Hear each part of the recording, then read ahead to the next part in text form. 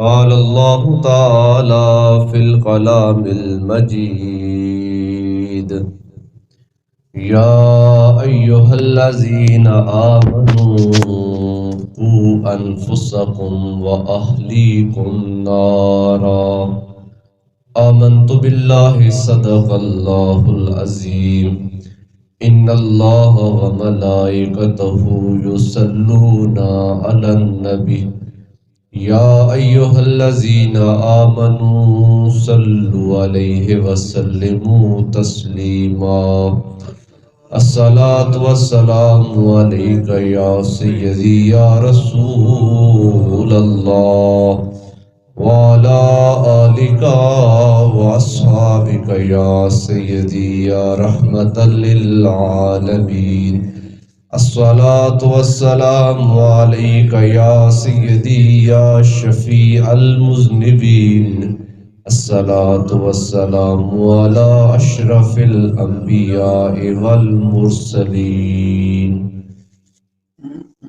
اللہ رب العالمین کی حمد و ثنا اور حضور رحمت عالم نور مجسم احمد مجتبی حضرت محمد مصطفیٰ صلی اللہ علیہ وآلہ وسلم آپ کے دربار گوہر بار میں درود و سلام کا نذرانہ پیش کرنے کے بعد قابل احترام بزرگوں،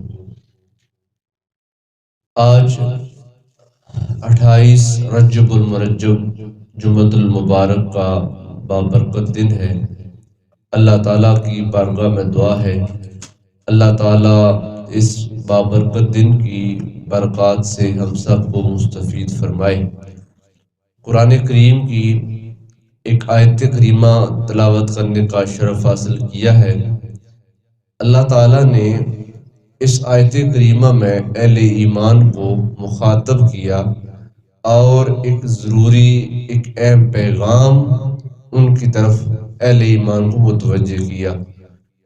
ارشاد باری تعالیٰ ہے: یا ایہا الذین آمنو، اے ایماندار لوگو، قو انفسکم و اہلیکم نارا، اپنے آپ کو اور اپنے اہل خانہ کو آگ سے بچاؤ۔ یہ دنیا جس میں میں اور آپ زندگی گزار رہے ہیں، یہ مادیت کی دنیا ہے جس میں بے شمار ایسی چیزیں ہیں جس کی انسان کو خواہش ہے۔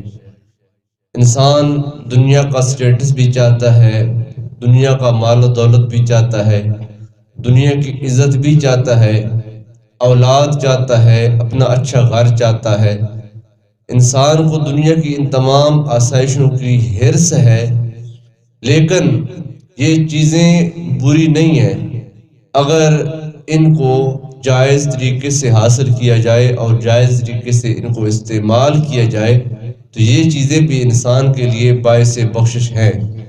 لیکن انسان چونکہ دو طاقتوں کے درمیان جکڑا ہوا ہے، روحانیت اور نفسانیت، ان دو طاقتوں کے درمیان انسان جکڑا ہوا ہے۔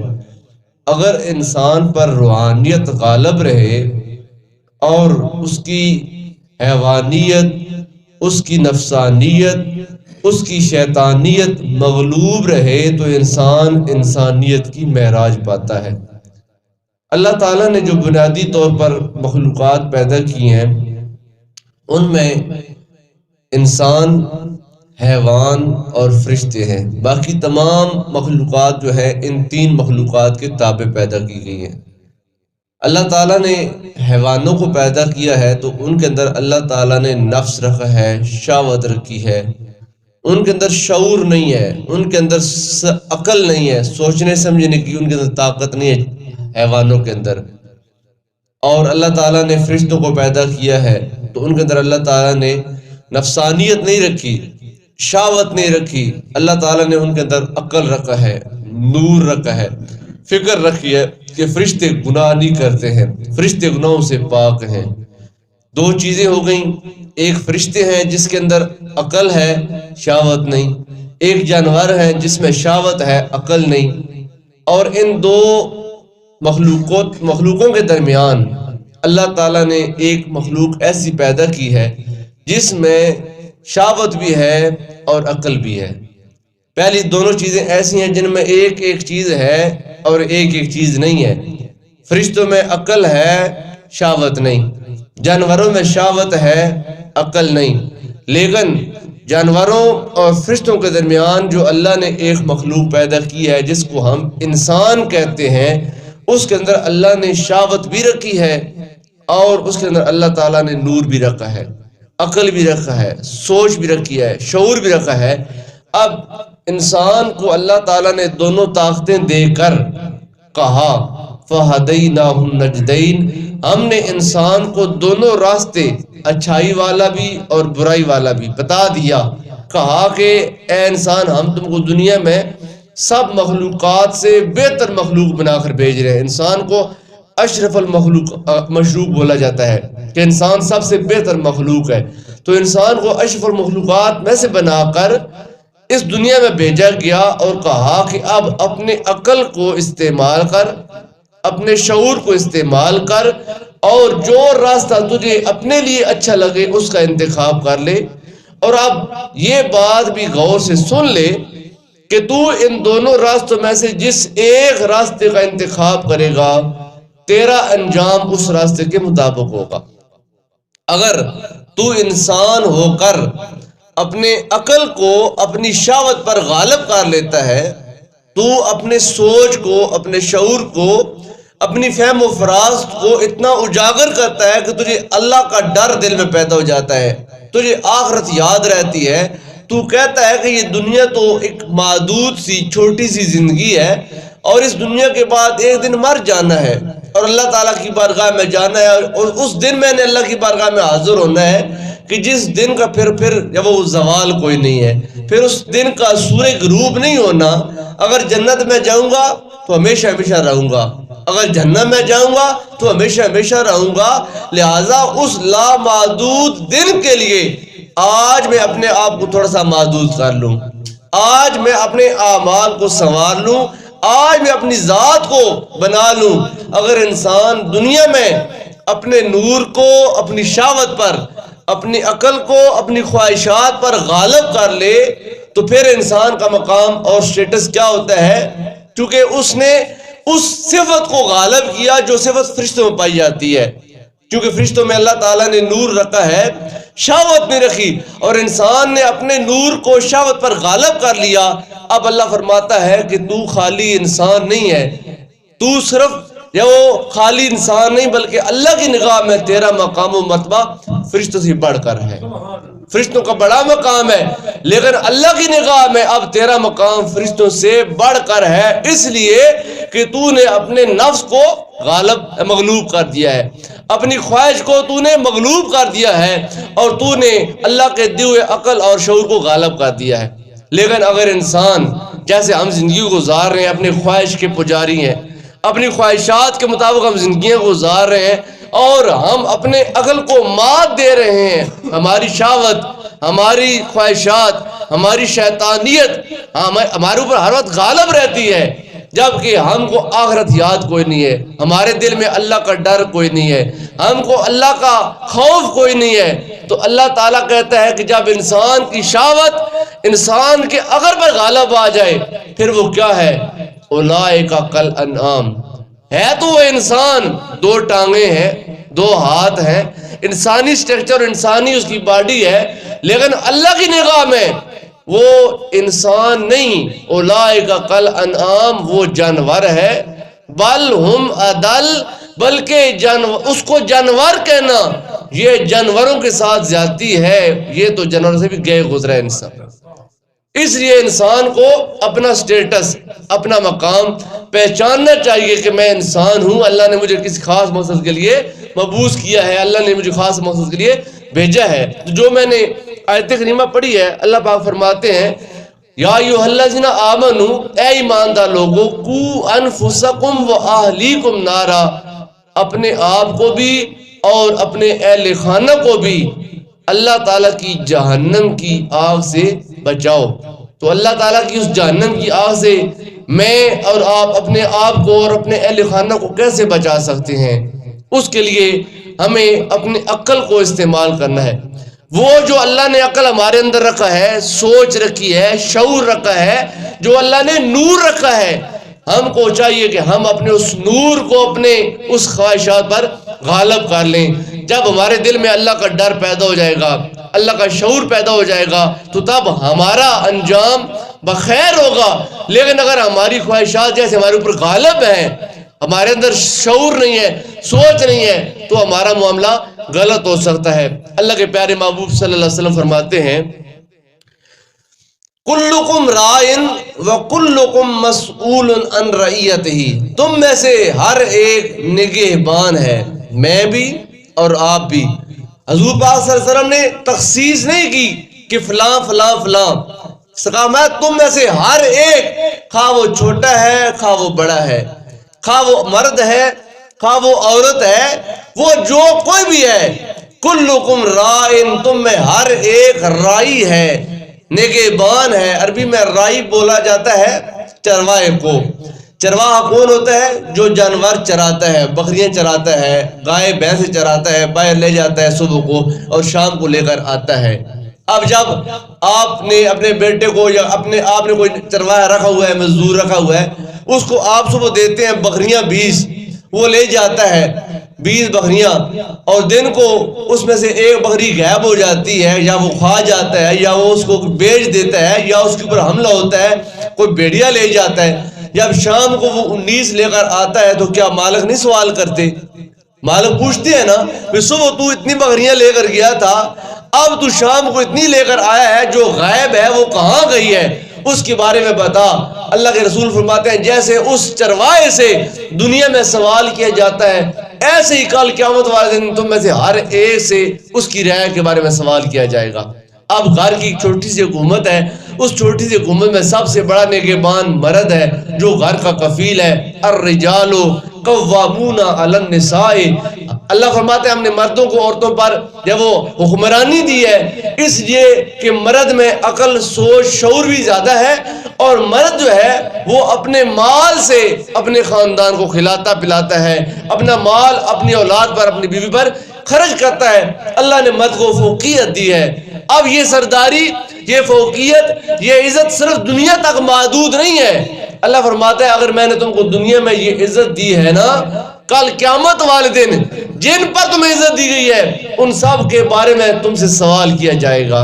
تمہاری بیوی کے بارے میں تم سے پہلے سوال کیا جائے گا، تمہاری بچیوں کے بارے میں تم سے پہلے، تمہاری بیوی کا اعمال نامہ بعد میں کھولا جائے گا، تمہاری بچیوں کے، تمہارے بچوں کے اعمال نامے بعد میں کھولے جائیں گے، سب سے پہلے تیرا اعمال نامہ کھول کر پوچھا جائے گا۔ ثم لتسألن یومئذ عن النعیم، اللہ کا قرآن کہتا ہے تم سے ہر نعمت کے بارے میں سوال کیا جائے گا۔ مال بھی اللہ کی نعمت ہے، اولاد بھی اللہ کی نعمت ہے، گھر بھی اللہ کا نعمت ہے، جائیداد بھی اللہ کی نعمت ہے، زمینیں بھی اللہ کی نعمت ہے، بینک بیلنس بھی اللہ کا نعمت ہے۔ یہ ساری چیزیں جن پر میں اور آج ہم سب لوگ ناز کرتے ہیں اور اکٹھا کرنے میں مصروف ہیں، ہم کو اس بات کا بھی خیال رکھنا ہے آج میں اتنا سا ہی مال لوں، آج میں اتنی سی پراپرٹی بناؤں گی، کل اللہ کے بارگاہ میں اس کا میں آسانی سے جواب بھی دے پاؤں۔ فرمایا ثم لتسألن یومئذ عن النعیم، کل قیامت والے دن تم سے اس کے بارے میں سوال کیا جائے گا۔ تو سب سے پہلے گھر کے عمران مرد سے اس کی بیوی کے بارے میں سوال ہونا ہے کہ تو نے اپنی بیوی کے ساتھ زندگی کیسے گزاری ہے؟ کیا تیری بیوی صرف تیرے بچے پیدا کرنے کے لیے تھی، یا تجھے 3 ٹائم روٹی دینے کے لیے تھی، یا تیرے کپڑے دھونے کے لیے تھی، تیرے کپڑے استری کرنے کے لیے اور تیرا جوتا پالش کرنے کے لیے تھی، یا اس کے کچھ اور بھی یا وہ فرائض تھے جن کی طرف تو نے ان کی طرف رہنمائی کرنی تھی؟ جیسے تو مسلمان ہے ایسے تیری بیوی بھی مسلمان ہے، جیسے تم پر اللہ کی عبادت لازم ہے ایسے تیری بیوی پر بھی اللہ کی عبادت لازم ہے۔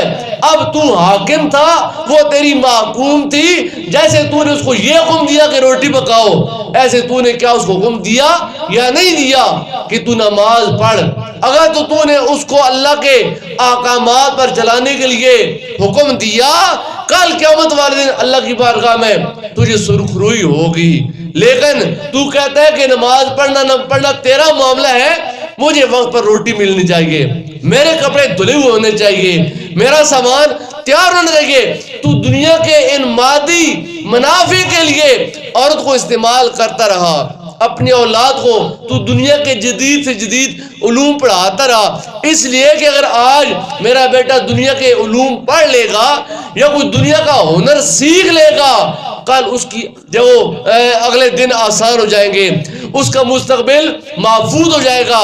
جب تو نے دنیا میں اپنی اولاد کو مادی علوم کی طرف، عصری علوم کی طرف اور اس کے ان علوم کی طرف اور مہارتوں کی طرف توجہ دی جو اس کے فیوچر کو، مستقبل کو آسان بنا رہے تھے، کیا تو نے اپنی اولاد کی آخرت کو بہتر بنانے کے لیے ان کو دین کا علم دیا یا نہیں دیا؟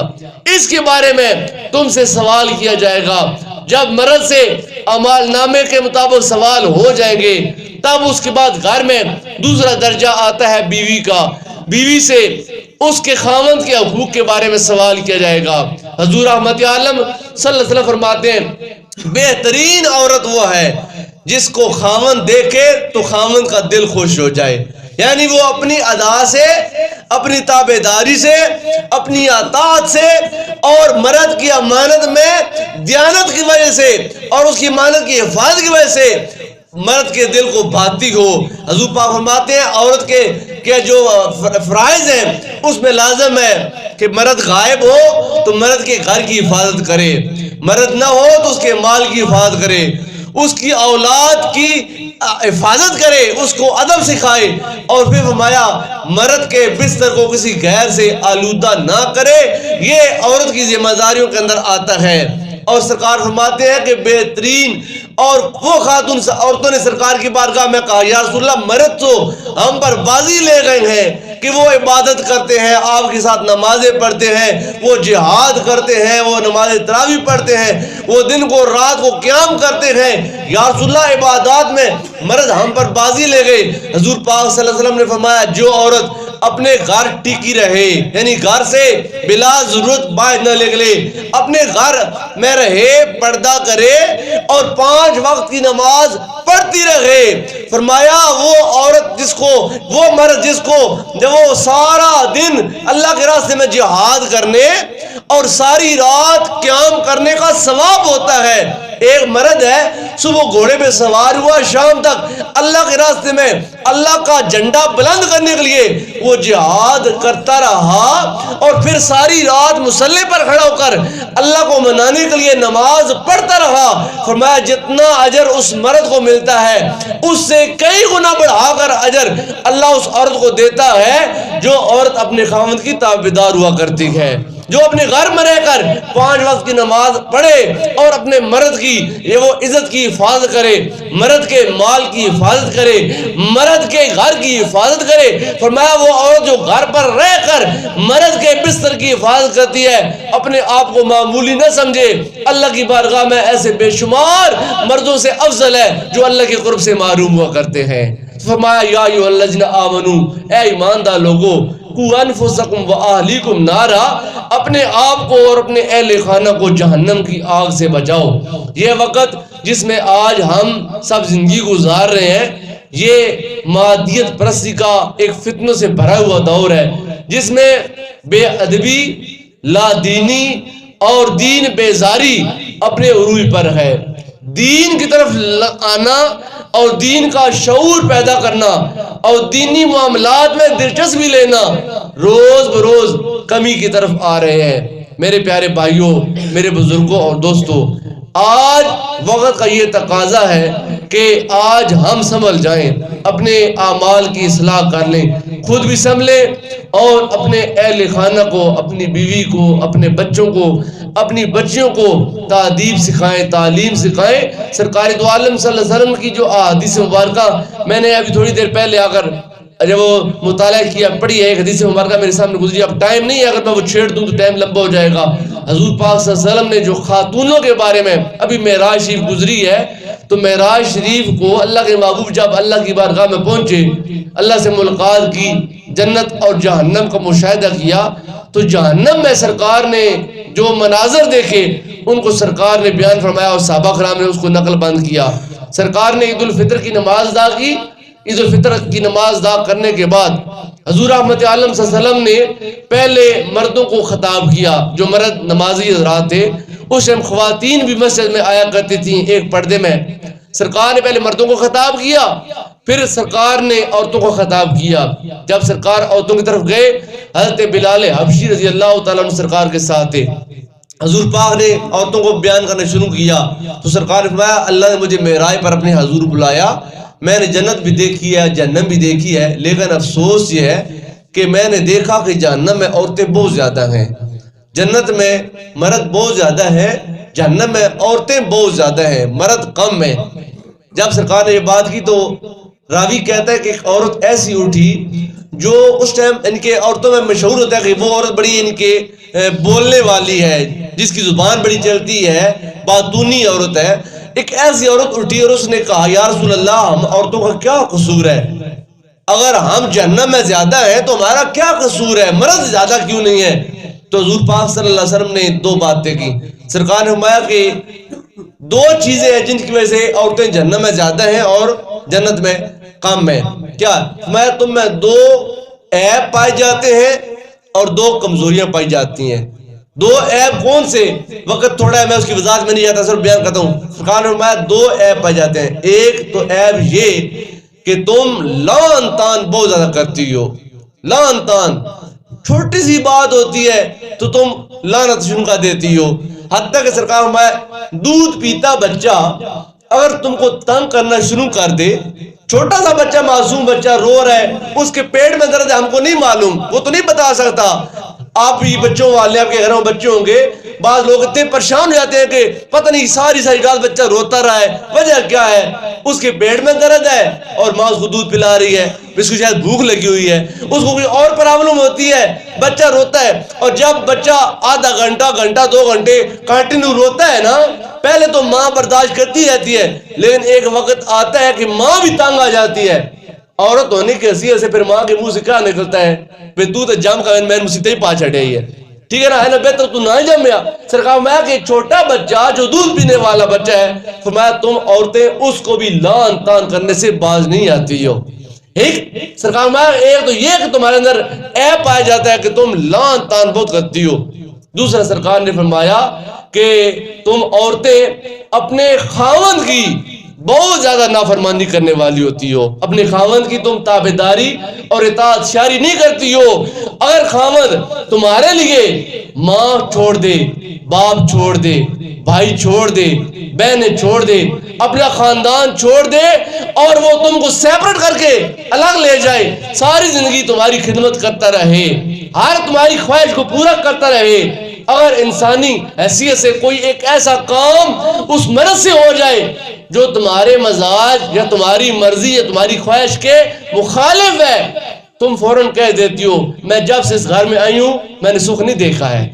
وہ مرد جس نے تمہارے لیے ماں باپ کو چھوڑ دیا، جس نے تمہارے لیے اپنے بہن بھائیوں کو چھوڑ دیا، خاندان کو چھوڑ دیا، اور جس نے تمہارے لیے اللہ گھر بنا لیا، جس نے تم کو دنیا کی ہر آسائش دی، اگر آج اس سے کچھ ایسا کام ہو گیا جو تمہارے مزاج کے خلاف ہے تو وہ عورت کہتی ہے جب سے میں اس گھر آئی ہوں میں نے اس گھر میں سکھ نہیں دیکھا.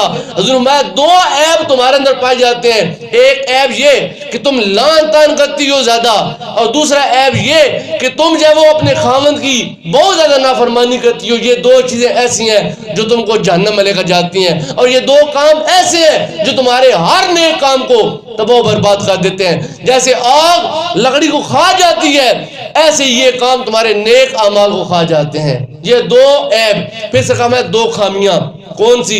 سرکار میں پہلی خامی تو یہ ہے کہ تم مہینے میں کچھ ایسے دن گزارتی ہو جو مرد نہیں گزارتے، یعنی مینسز ایام ماہواری کے دن کہ تم ایسے گزارتے، یہ تمہاری یعنی کہ جسمانی کمزوری ہے، یہ تمہاری ایسی جسمانی ایک یعنی کہ کمی ہے کہ جس سے مرد مستثنا ہے، مبرہ ہے. تم ایسے ایام گزارتی ہو جس میں تم نماز نہیں پڑھ سکتی، تم قرآن نہیں پڑھ سکتی، تم روزہ نہیں رکھ سکتی، تم عبادات کی معاملات ان دنوں میں نہیں کر سکتی. یہ تمہاری جسمانی کمزوری ہے. اور ایک تمہاری عقلی کمزوری ہے، اور وہ یہ کہ تمہاری ایک عورت کی اکیلے کی گواہی قابل قبول نہیں ہے.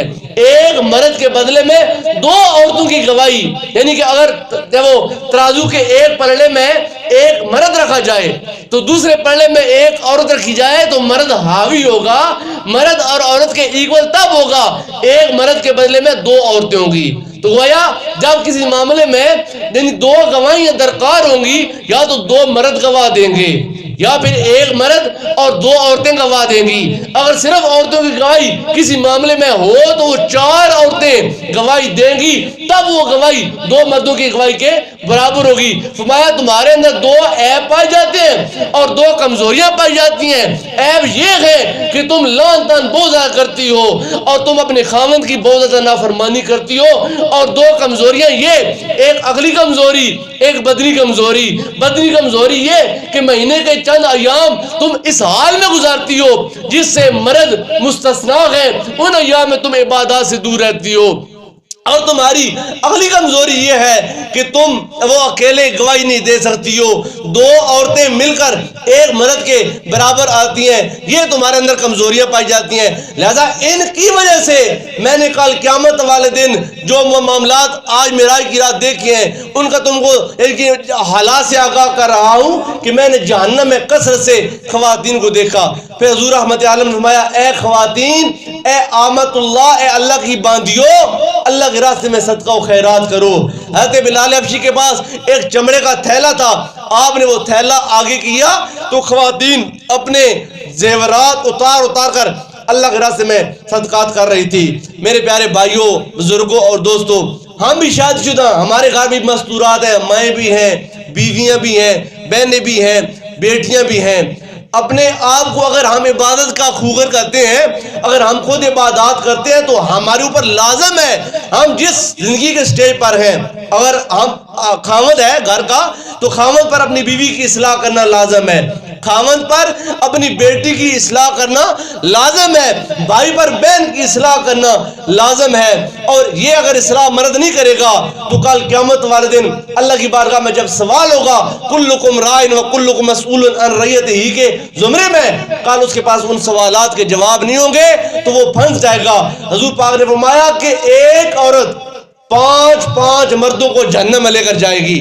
امام بخاری رحمہ نے اس حدیث پاک کو حدیث حسن اور صحیح لکھا ہے. فرمایا ایک عورت پانچ مردوں کو جہنم لے کر جائے گی، اپنے باپ کو، اپنے خاوند کو، اپنے بھائی کو، اپنے بیٹے کو. فرمایا یہ وہ ہوں گے جنہوں نے اس عورت کو برائی سے روکا نہیں ہوگا، بھلائی کی تلقین نہیں کی ہوگی. امت مصطفیٰ کا جو وتیرہ قرآن نے بیان کیا ہے وہ یہی ہے، کنتم خیر امت اخرجت للناس تأمرون بالمعروف وتنہون عن المنکر، کہ تم اچھائی کا حکم دیتے رہو گے اور برائی سے منع کرتے رہو گے.